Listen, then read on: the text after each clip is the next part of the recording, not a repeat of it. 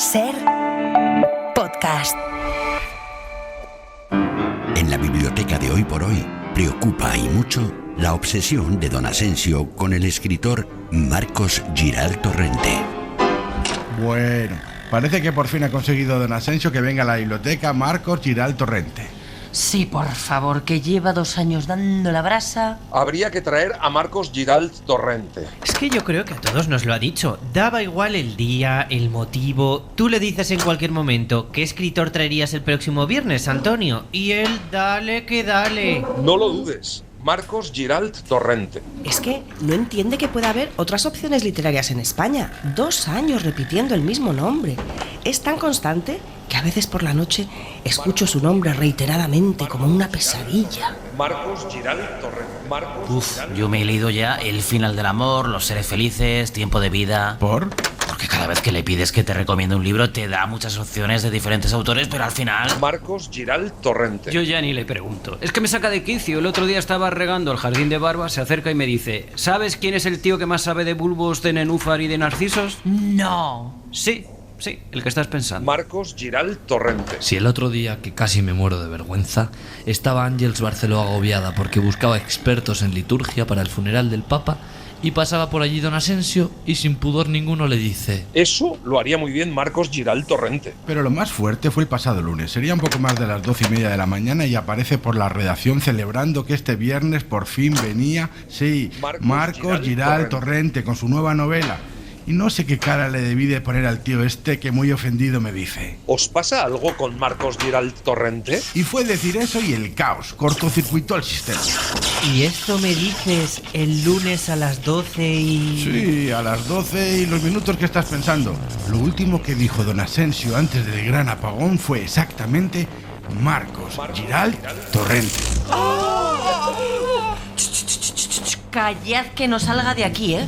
Que esto quede entre nosotros, que anda Pedro Sánchez buscando responsables. Marcos Giral Torrente. Hoy por Hoy Magazine. He visto una luz, hace tiempo Venus se apagó. Ser podcast. He visto morir una estrella en el cielo de Orión. Antonio Martínez Asensio, buenos días. Buenos días.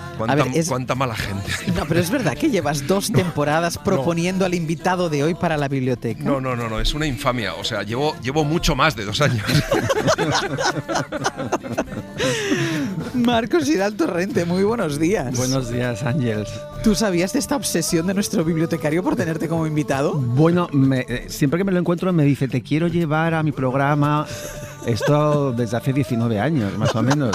Claro, yo no lo podía sino ver con cierto escepticismo, pero ahora veo que era totalmente cierto. Te das cuenta, ¿no? Sí. Bueno, los deseos de Antonio Martínez Asensio se hacen realidad y hasta aquí Marcos Giral Torrente con su nueva novela Los ilusionistas, editada por Anagrama. Ahora nos vamos a meter de lleno en esta novela, que es una maravilla, de verdad. Muchas gracias. Es que he disfrutado, Marcos, una barbaridad. Además, como he tenido tiempo, porque he tenido viajes, la he podido leer tranquilamente, ¿sabes? En aviones, en aeropuertos y en tren, y es una maravilla.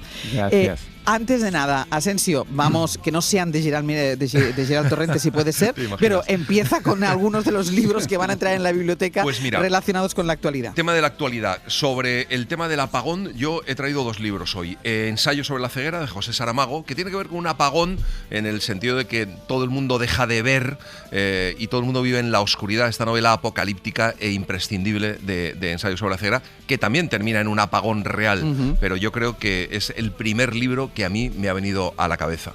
Pues Ensayo sobre la ceguera de José Saramago, que está publicado en Alfaguara. Y luego hay un libro de Don DeLillo que se llama El silencio, que cuenta la historia de un día en Estados Unidos, justo la noche de la final de la Super Bowl del año 2002, en que Estados Unidos entero se queda también sin luz, un apagón enorme. Bueno, habla del posthumanismo y es curioso, porque es una novela que terminó de escribir justo antes del comienzo de la pandemia. Es como si nos hubiera pasado a ti y a mí el sábado con la final de la Copa del Rey. Bueno, imagínate, qué drama, madre mía. El silencio de Don DeLillo en 6 Barral. ¿Y traes alguno más? Sí, mira, un poco con la percha del 1 de mayo, Germinal, que yo me he traído mi vieja edición de Ediciones de la Torre, pero está editado también por Alianza y muchas ediciones, y que para mí es el gran libro de la lucha obrera, ¿no? Donde Emilio Zola cuenta lo que es el trabajo de la minería y explica maravillosamente cómo viven los mineros y cómo deciden, rebelarse y empezar a luchar por sus derechos, con lo que para celebrar el 1 de mayo, Germinal. Germinal de Emilio Zola, que está en Alianza. Y para el 2 de mayo, no el 1 de mayo, sino el 2 de mayo que soy, el 19 de marzo y el 2 de mayo de Benito Pérez Galdós, que cuenta lo que pasó en España desde el motín de Aranjuez hasta que los madrileños se levantaron contra los franceses el 2 de mayo, que es lo que se celebra hoy. 19 de marzo entre el 19 de marzo y el 2 de mayo de Benito Pérez Galdós en Alianza, y hoy traes uno más. Bueno, uno más, pero simplemente esto es novedad. Esto es novedad porque han dado el premio de la crítica, que para mí es el premio más importante, más prestigioso de la literatura, y se lo han dado a Tarántula de Eduardo Alfón, que lo ha editado Libros del Asteroide, y bueno, simplemente yo creo que hay que leerlo, comentarlo y meterlo en la biblioteca. Esta novedad Tarántula de Eduardo Alfón, que está en Libros del Asteroide. Hoy son muchos libros, recuerden los oyentes, que para encontrar los libros que citamos, los de nuestros invitados, los que los oyentes nos donan para la biblioteca, tienen un buscador a su disposición en la biblioteca de Hoy por Hoy. Solo con que pongan el nombre del autor, una palabra que les suene del título que hemos dicho, ahí van a salir todas las referencias de nuestra biblioteca con todos los libros que ya tenemos ordenados y organizados. Y todos estos que acaba de decir Antonio, que son 5, más el libro de esta semana, que es Los ilusionistas, de Marcos Giral Torrente, publicado por Anagrama. Marcos, ¿la familia es de lo poco que nunca podemos elegir? Yo creo que es, sí, o sea, probablemente no de lo poco, sino casi lo único que no podemos elegir. Donde naces, si hubiese una posibilidad previa, me apuntaría, no porque la mía no me guste, pero bueno, a lo mejor por matizar algunas cosas. Por probar otras. Sí. Bueno, pues de literatura y de familia vamos a hablar mucho en los próximos minutos con Marcos Giral Torrente y con Antonio Martínez Asensio, pero antes, ya saben que tienen la posibilidad de llamarnos al 900-100-800 para donarnos ustedes también el libro que quieran, ese libro que les ha marcado, que quieren compartir con los oyentes de este programa. 900-100-800, llamen porque nosotros queremos leer los libros que nos proponen. Una pausa y entramos ya en Los ilusionistas.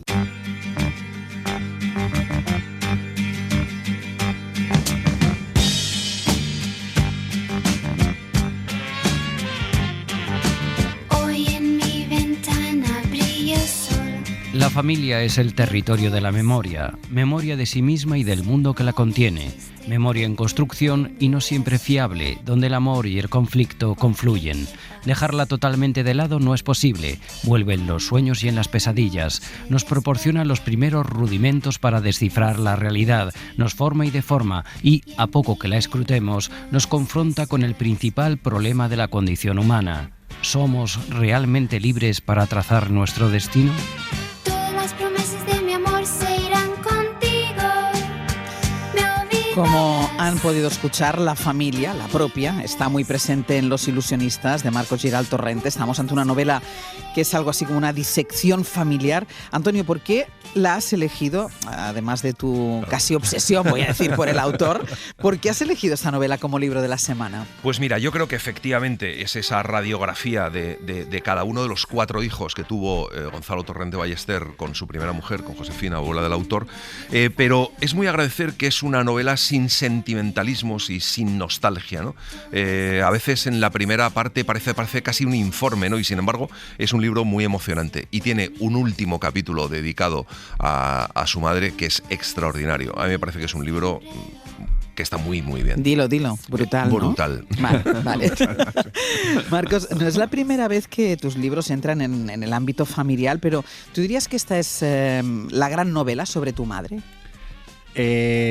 Bueno, mi madre es un personaje fundamental en el libro, pero la novela la trasciende, ¿no? En el sentido de que intento abarcar, así como en Tiempo de vida, mi libro autobiográfico anterior me ceñía a la relación que había tenido con mi padre y era casi una especie como de novela bizantina porque se seguía un hilo cronológico, era sencilla de leer, sí, aunque profunda de sentimientos. En esta dibujo toda una familia, ¿no? Con todos sus miembros y las distintas relaciones que se trazan entre ellos, ¿no? Mi madre es un personaje más, yo mismo lo soy, aunque aparezco más elípticamente, pero el tema es la familia en su conjunto. Lo que pasa es que no puedo evitar, evidente, que mi madre pues merece un capítulo especial, digamos, ¿no? ¿La chica de la portada es tu madre? La chica de la portada es mi madre en el año 65 en Sao Paulo. Sí. Qué pues era súper guapa, ¿eh? Sí, ella no le gusta nada esa foto porque dice que está muy fea, porque en realidad era una mañana que supongo que se levantó con legañas y mi padre le puso unos pantalones suyos de mi padre, y le hizo esas fotos azarosamente, no están ni preparadas ni estaba maquillada para... Y están tus tíos y tu madre, por supuesto, que aparecen con iniciales, ¿no? Como una forma un poco de ocultarles, porque el nombre de tu madre no aparece nunca por ningún lado y tampoco se cita así muy expresamente a tu abuelo, que al final es el gran escritor Gonzalo Torrente Ballester, ¿no? ¿Por un afán un poco de ocultarles o por qué?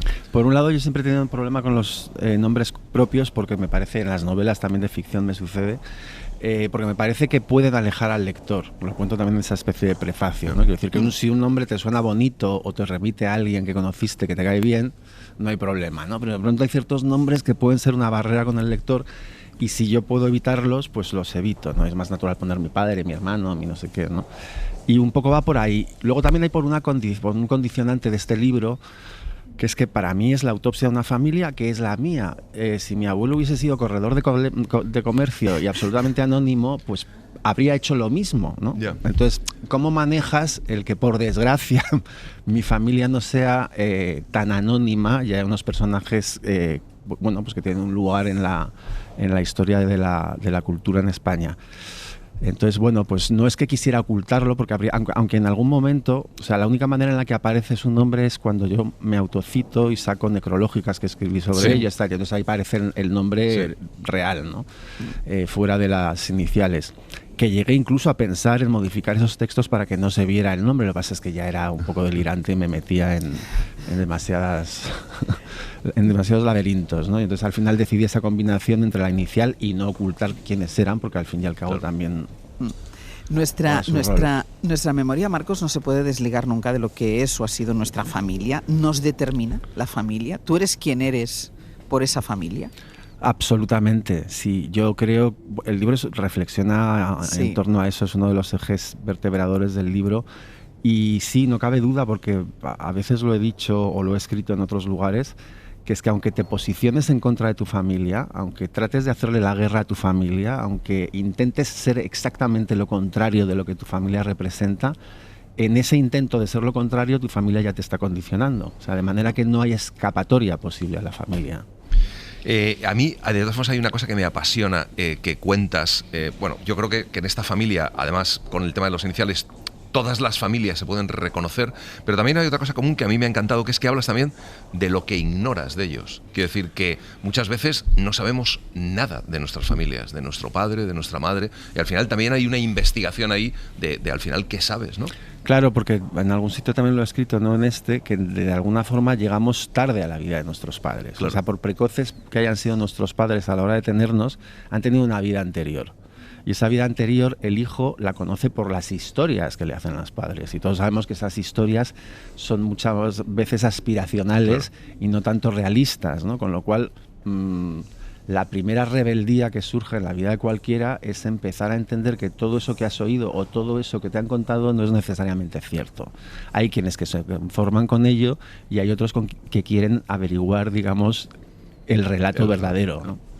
Y si no hay una ruptura familiar, al final uno acaba aceptando, bueno, pues mira, es la familia. Y lo digo por la relación, por ejemplo, tuya, de tu relación mismo con tus tíos, uno marcado por la delincuencia, otro por la fantasía, incluso con tu abuelo. Al final uno acaba diciendo, bueno, pues que son mi familia. Sí, no cabe duda. O sea, yo creo que hay familias tan terribles donde no cabe la reconciliación, ¿no? Pero al fin y al cabo, las familias de la mayor parte de las personas pues no se diferencian gran cosa, en el sentido de que hay tinieblas, penumbras y hay luces y pequeños fogonazos, ¿no? Y hay edades del aprendizaje, la infancia, de la rebeldía contra ese aprendizaje, y luego hay edades de la reconciliación, ¿no? Y al final es todo lo que queremos todos, ¿no? Es decir, queremos quedar en paz con nuestro pasado y queremos quedar en paz con los nuestros, ¿no? Con lo cual uno tiende, salvo que hayan sido verdaderos miserables, a intentar siempre hallar ese punto de unión, ¿no? Volver al origen, en cierto modo, ¿no? La fascinación.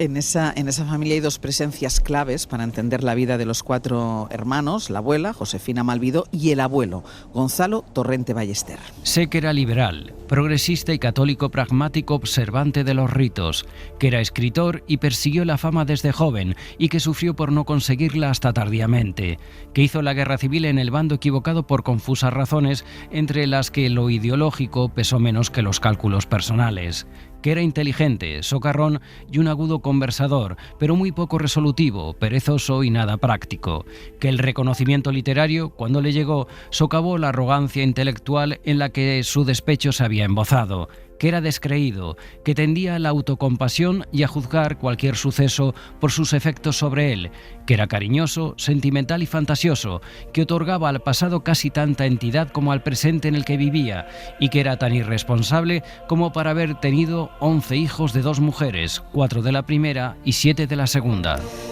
Marcos, tu abuelo tuvo una infancia dura porque sus padres no se hablaban, tu abuela prácticamente no vio a su padre Marino, luego ellos se casan, tu abuelo y tu abuela se casan, pero viven casi siempre separados, ella en Galicia, él en Madrid. ¿Todos los personajes de esta novela, que al final es tu familia, están marcados por la ausencia? Sí, bueno, clarísimamente mi madre y sus 3 hermanos están marcados por muchas cosas, pero una de ellas determinante, marcados para bien y para mal, porque todo tiene 2 caras, ¿no? Pero una de las cosas que los marcó, yo creo, en su infancia fue que efectivamente ellos vivían en Galicia junto a su madre, mientras que su padre tenía una existencia fuera de Galicia, ¿no? De la que les informaba puntualmente por cartas. A mi abuela la escribía prácticamente todos los días y cada niño, que eran 4, recibía una carta además semanal. Y cuando volvía el padre a Galicia desde Madrid, pues que eran pocas veces, porque tenemos que pensar en una España en la que los trenes tardaban muchísimo en llegar a Galicia y que muy a menudo llegaban con retrasos de 10-11 horas, es decir, lo que vimos el otro día en el apagón era una constante en la España de la posguerra, ¿no? Entonces, claro, trasladarte de Madrid a Galicia en esos, pues no era tan fácil. Hoy en día las familias pueden vivir divididas porque los transportes han mejorado muchísimo, ¿no? Pero entonces, pues prácticamente se reunían 3 veces a la semana, al año, cuando tocaba, en Navidad, en Semana Santa y en verano. Y a veces no tanto. Había alguna Navidad, quiero decir, que ni siquiera se juntaron. Sí, ni siquiera se juntaron. Entonces eso en los niños, por mucho que ese padre llegaba cargado de regalos, por mucho que les escribiera, por mucho que de alguna forma estando fuera intentaba teledirigir la familia y dictar los médicos a los que debían ir, los colegios en los que debían ingresar, etcétera, pues no cabe duda de que era una ausencia rara, ¿no? Los niños de su entorno no vivían experiencias parecidas. Y sí, eso les marcó. Pero como venía cargado de cuentos, venía cargado de como un embaucador, de historias bonitas, de regalos, pues al mismo tiempo acrecentaba su fama, su personalidad atractiva, etcétera, ¿no? Pero la ausencia clave al final no es tanto la del abuelo, sino al revés, es la de la madre, ¿no? Cuando la madre muere tan joven, a sus 4 hijos les marca. Hay un momento de la novela que dices que es la gran herida, y tú dices, yo nací en una familia con esa herida, la herida de la muerte de la madre, ¿no? Sí, porque cualquier familia yo creo que sufre una ausencia repentina, ¿no? de alguien, sobre todo si hay niños todavía, o no tan niños, pero jóvenes en periodo de formación, pues eso sí que marca tremendamente, ¿no? La orfandad paterna o materna marca muchísimo, ¿no? Y es uno de esos elementos que tú efectivamente te puedes preguntar, ¿cómo habría sido mi vida de no morir mi madre? ¿O cómo habría sido mi vida de no morir mi padre? Si tu padre muere cuando tienes 39 años, como era mi caso, mi vida habría sido la que ha sido. Pero si muere en un periodo diferente, pues las cosas se pueden resituar de diferente manera, entrar otros actores en el escenario, hay cambios, no cabe duda, sí. Hay la primera parte de la novela que se centra sobre todo en el intercambio de correspondencia en todo este tiempo que estuvieron separados, que como tú dices fue mucho, porque incluso en algunas navidades lo estuvieron, entre tu abuelo Gonzalo y tu abuela Josefina, y ahí él le hace exigencias en esas cartas, y eso que no son textuales, porque tú lo haces adrede, no quieres que sea la textualidad de la carta, pero bueno, cuentas cómo él le hace a ella exigencias del tipo de cómo tiene que vestirse, cómo tiene que comportarse en público. Luego el interés que manifiesta en verla, sobre todo por poder mantener sexo con ella. ¿A ti la lectura de estas cartas te ha impactado? Me impactó mucho cuando las leí, porque las leí por primera vez recién muerto mi abuelo, no la totalidad, sino un grupo de cartas que teníamos. Luego resulta que había más lotes y que nos fueron llegando cuando se fue solucionando el asunto testamentario de mi abuelo. Me impactó muchísimo, me impactó por descubrir una faceta muy sensual de la relación de ellos, que realmente es omnipresente en las cartas. Es decir, no es solamente que él la requiera a ella sexualmente y lleguen incluso a quedar en Zamora, que está a medio camino de Galicia y de Madrid, para tener un encuentro sexual, sino que ella también se presta a eso. Quiero decir que son dos cuerpos anhelantes que verdaderamente se quieren y se desean. Me impactó por eso. También me impactó porque en las cartas pues mi abuelo le cuenta la vida que hace en Madrid, le cuenta sus dudas literarias, aflora la España de la época, o sea que son unas cartas muy interesantes y que merecerían ser publicadas por sí mismas. Y de hecho, Antonio, ¿te cuadró al leer estas cartas después de la muerte de tu abuelo? ¿Te cuadró con la imagen que tú tenías de él? Y no solo por esta parte sexual que decíamos, sino por esa parte un poco también autoritaria. Sí, pero en definitiva esa parte autoritaria lo que hace es revelar un poco su inseguridad, ¿no? O sea, yo creo que hemos hablado antes del desclasamiento y de... yo creo que él no es que fuera una revista, pero un gallego que llega a Madrid y que intenta hacer carrera literaria y que se mezclan en la vida cultural de la época, que significaba pues ir a estrenos en el teatro, ir a los toros, a conferencias de Ortega, etc., donde pululaba un público a veces genuinamente intelectual, de compañeros de generación o de otras generaciones, y a veces un público más sospechoso de social y medio aristocrático rancio, etcétera, ¿no? Y en esos comentarios mi abuelo lo que hacía era revelar su inseguridad, ¿no? O sea, él no quería quedar como el provinciano paleto, ¿no? Sí. Y entonces él pudo mestizarse. De hecho, en los primeros tiempos en Madrid se transfiguró un poco en dandy, ¿no? Sí. Pero claro, tras vivir mucho él en Madrid, solo, con esa libertad de su soledad, las visitas de Josefina le podían preocupar porque Josefina no estaba tan entrenada, ¿no? para mimetizarse con ese ambiente y en esa vida social. Y entonces le dictaba por carta cómo quería que se vistiera y cómo quería que hablara, etcétera. Y luego a Torrente Ballester le recordamos como un gran escritor, pero bueno, es un éxito que le llegó muy tarde, ¿no? Le llegó como novelista muy tarde, sí. Es decir, ya desde los años finales de los 40... es un personaje respetado en el Madrid cultural de la época, pero respetado fundamentalmente porque se gana fama de crítico teatral muy estricto, ¿no? Ejerce la crítica de teatro y luego también tiene una columna en Radio Nacional semanal de actualidad política, de actualidad cultural, y pasa por ser un intelectual, pues eso, serio y con la cabeza bien amueblada, culto, pero muy estricto. Pero su obra, sin embargo, no se vende, se desdeña, se puede decir, ¿no? Sí. Y conseguir ser un novelista reconocido, pues no lo consigue hasta muy tarde. O sea, sí, por ejemplo, pues le dan la beca March cuando escribe Los gozos y las sombras, pone muchas esperanzas en el Don Juan, pero pincha. O sea, han sido siempre experiencias, las primeras novelísticas, comercialmente de éxito muy limitado, ¿no? Y eso le amargaba un poco. O sea, yo creo que él desde muy pronto tenía la sensación de que estaba llamado a más.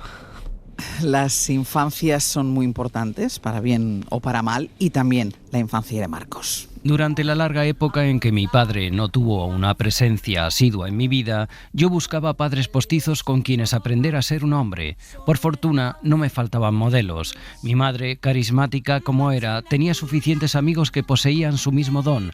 De uno, un escritor exquisito, copié su incisiva manera de bromear. De otro, un diletante, heredé el modo de mover las manos y de acariciarme el mentón. De otro, un dandy, tomé cierta manera de estirar las sílabas para ironizar. Así trataba de fortalecerme a esa edad difícil en que la infancia es un recuerdo que se aleja, pero aún no sabemos comportarnos como adultos. Y luego está, Marcos, el episodio de la herencia, que hubo el problema que hubo entre las dos familias de Gonzalo Torrente Ballester. No vamos a entrar en eso, pero en ese momento salen todos los problemas del pasado, porque leyéndolo da la sensación de que ese momento aparentemente material, uno podría pensar, mira qué materialistas son, ¿no? Detrás del dinero, yo creo que hay mucho de sentimiento.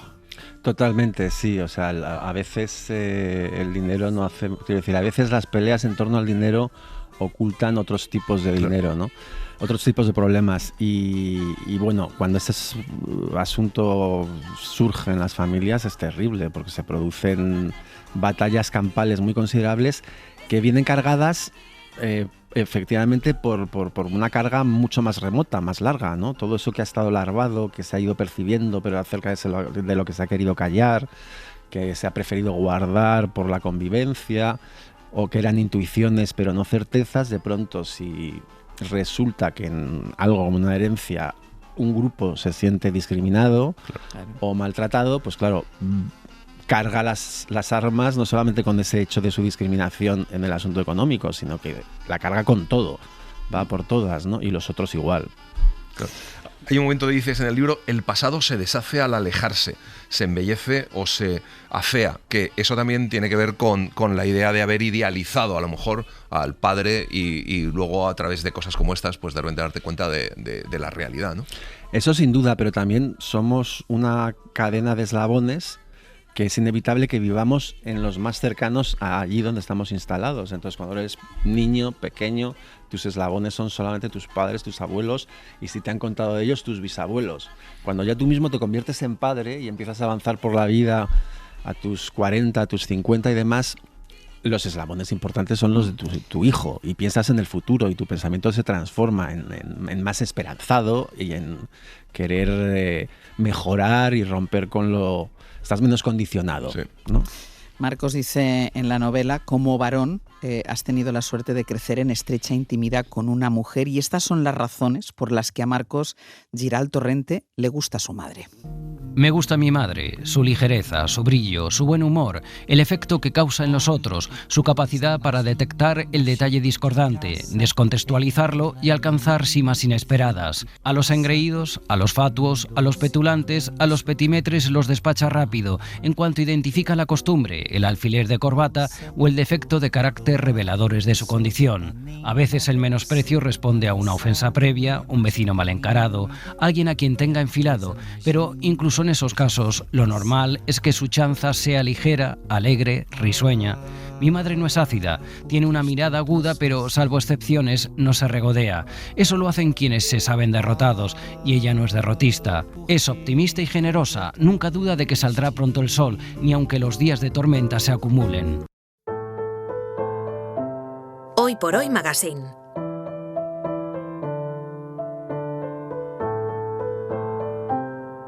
Ser Podcast.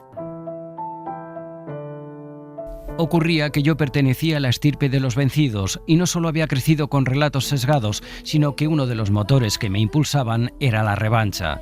Descubrirlo me impidió avanzar. Quería escribir de cómo el pasado modela el presente y de cómo el presente hace lo propio con el pasado.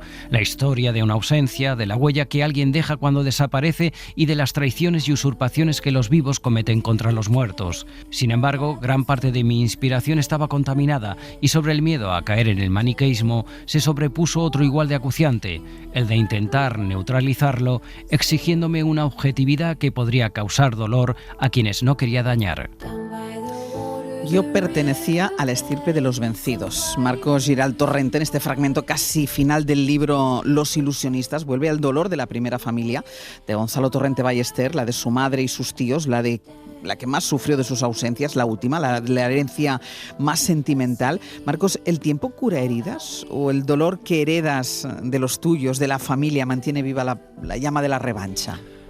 El tiempo cura heridas, no siempre, porque hay heridas que no se curan, pero la mayoría de ellas el tiempo ayuda por lo menos a relativizarlas, ¿no? A medida que avanzamos en el tiempo y que se meten otras historias, pues sí, las relativiza. Por ejemplo, para mí, indudablemente, pues no cabe duda de que cuando eres hijo, solo hijo, y tienes quejas o hay problemas, crisis en tu entorno familiar, las vives mucho más intensamente que si luego tú devienes en padre, que es ese hijo nuevo el que realmente acapara el centro de atención, y todo el pasado pues lo coges en la medida en la que puede ser un equipaje valioso para tu hijo. Bueno, eso de hecho lo dices en el libro. El libro, de hecho, al final terminas diciendo que toda esta historia del pasado, al final tú la escribes para que la conozca tu hijo y para tu hijo, ¿no? Exacto, sí. Entonces, sí, yo creo que dependiendo del estado en el que estés en la vida, pues la manera de juzgar nuestro pasado, nuestro entorno es muy diferente, ¿no? ¿Qué sabe tu madre de este libro? Mi madre, que solo tiene un hijo, que soy yo, y que le importo mucho yo, naturalmente, en mi carrera de escritor, y yo soy bastante inseguro, la utilizo siempre como una de mis primeras lectoras. Sí. Y siempre le paso los manuscritos, casi incluso cuando están inconclusos, o sea, en momentos de que no sé por dónde tirar y tal, le enseño mis manuscritos. No se lo he enseñado hasta el final porque el capítulo más problemático era el de ella, precisamente, que es el último, ¿no? Sí. Entonces no podía dárselo inconcluso porque evidentemente iba a haber un retrato de ella, porque lo ha habido de todos los demás personajes, tenía que haberlo. Entonces, pero ese retrato me costaba como encararlo, y naturalmente tenía que ser el último, y hasta que no lo tuve pues no fui capaz de enseñárselo, y lo leyó y creo que se sintió agradecida, encontró que el relato era se me ha ido la... Nada, no te preocupes, sigue hablando. Que eso es que se le debe haber caído... Se encontró reconocida en el relato, digamos, ¿no? Que era un relato amable. Se me ha caído es que se le han desconectado los auriculares. Yo lo escucho perfectamente, lo que pasa que él no me escucha a mí mientras Asensio te escucho, intentando. Ahora ya está, vale. Qué torpeza. No, esto tu pregunta me ha puesto un poco nervioso, claro, porque además mi madre ahora está en el hospital, que se rompió el otro día la cabeza, pero está bien, y está escuchándome, ¿no? Y entonces me pregunta si me pongo nervioso y desenchufo todo. Y ahora resulta que cuando yo te he preguntado por tu madre ha sido justo el momento en el que te has puesto nervioso. Exacto.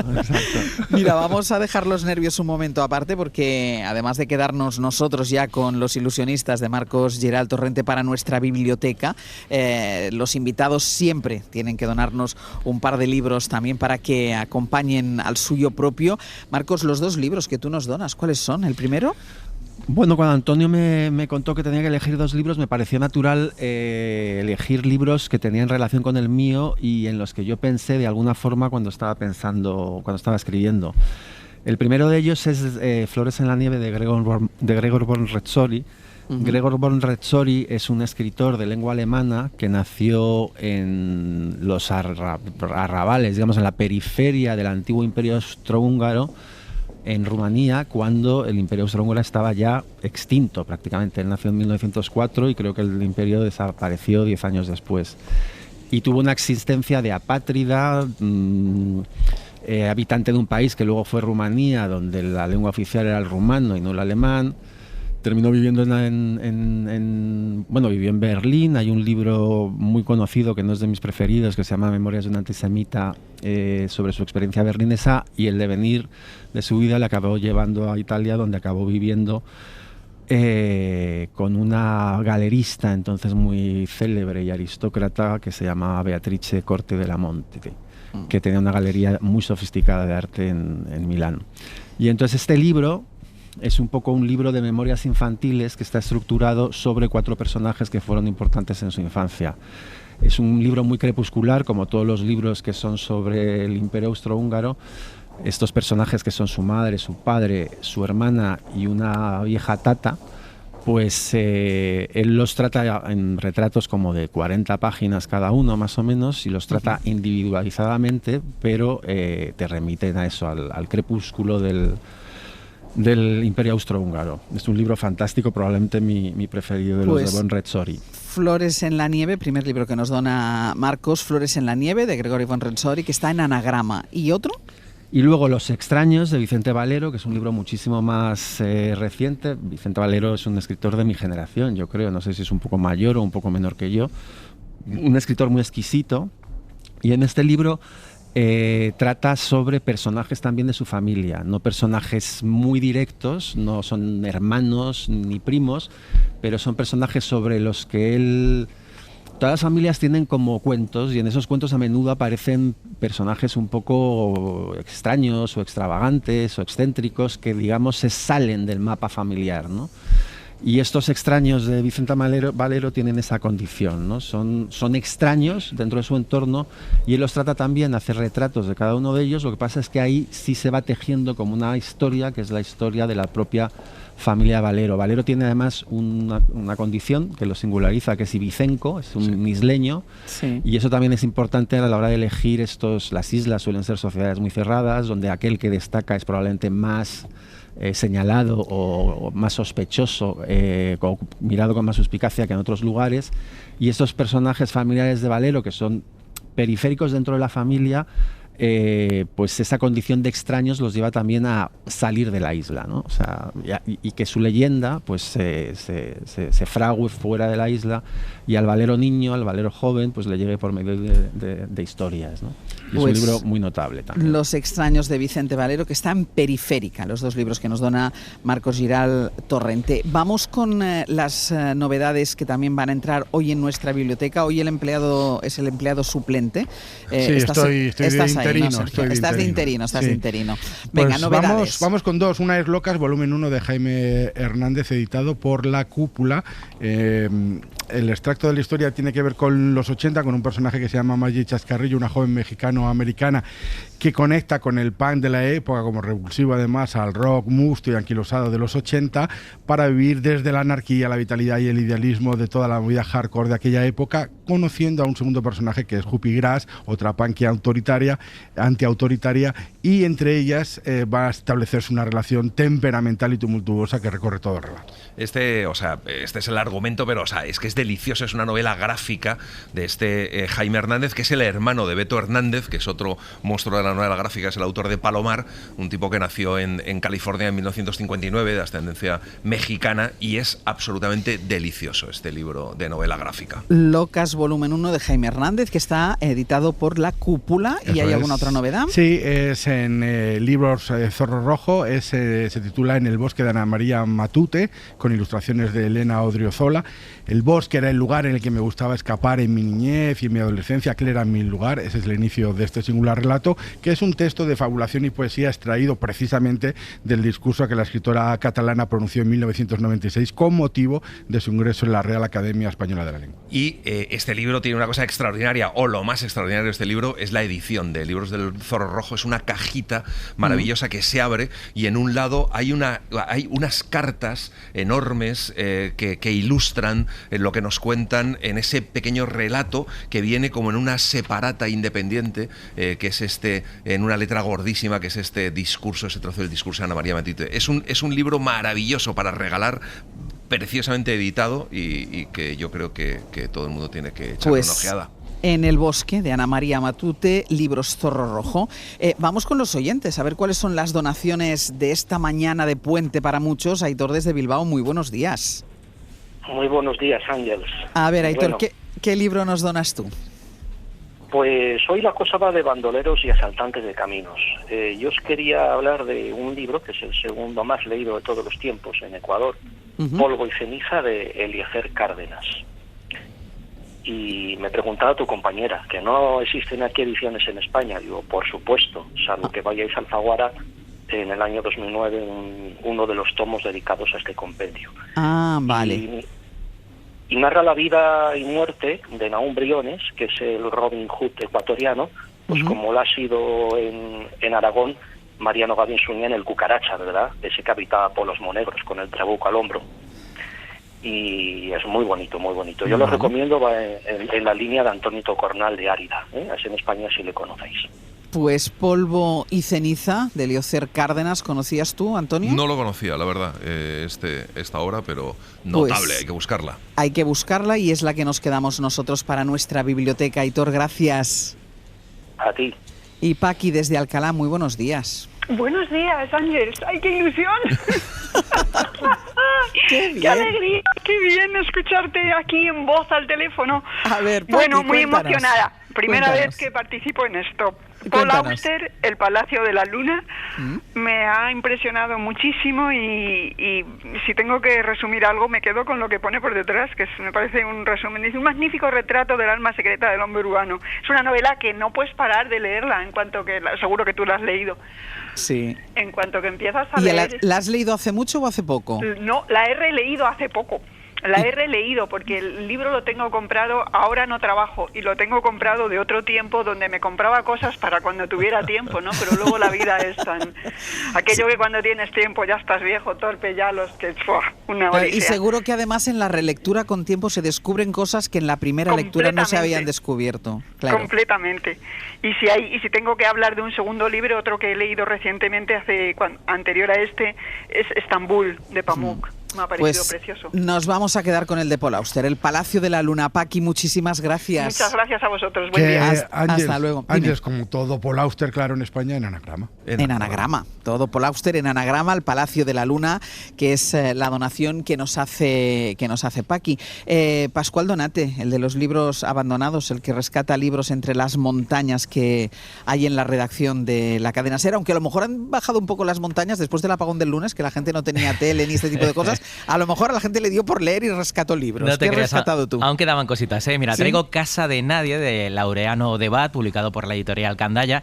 Debat es un escritor argentino y cuenta en primera persona su llegada a Barcelona hace una década. El buen hombre alquila una habitación en el barrio de l'Eixample con vistas al patio de un convento de monjas y sus compañeras de piso son una madre y una hija más majas que las pesetas, pero muy pronto descubre que ambas ejercen la prostitución en la misma casa.